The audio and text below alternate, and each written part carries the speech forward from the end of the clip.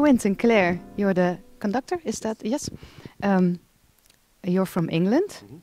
Are you working all across the world? Well, all across Europe, yeah. A bit in France and Germany, but particularly in Holland, yeah. Why did you choose this job?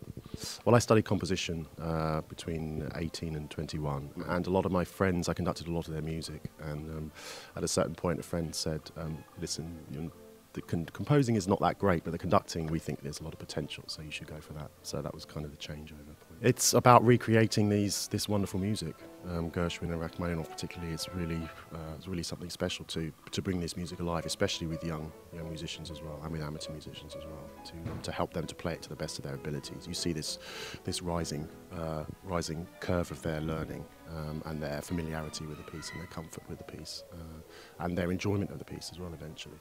I work a lot with students. I enjoy it very much because you get a lot back from them. With professionals, the rehearsal period, of course, is very short and very quick, and the first downbeat goes down and they already can play the notes and the rhythm together and so on, so that's not the issue. It's then about finding the music. With amateurs and with students, it takes a bit more time, but you can also experiment a bit more as well. Perhaps professional musicians are not so open to that. They want to be efficient and get to the place they've got to go as soon as possible.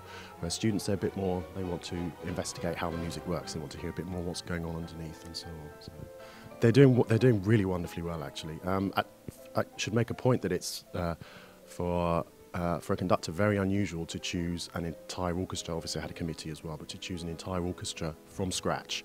You picked them? All 85 musicians from auditions who've never played together in this formation before. Some people know each other, but mostly this is a completely brand new orchestra and a real luxury for a conductor to get to choose who plays. So it's a brand new group. There's obviously lots to do to get them feeling good together and feeling comfortable together, but that's a real novelty. That's really something unusual. So why should people play an instrument? They should play an instrument because it's something more abstract. It's not, you can't define it by its language or its the maths behind it or whatever. It's something that's entirely to do with the feeling of it as well and the pleasure that gives you as well. Something different, something separate from everything else that we do, something that lifts the soul, something that lifts the intellect and the soul at the same time. It's something different.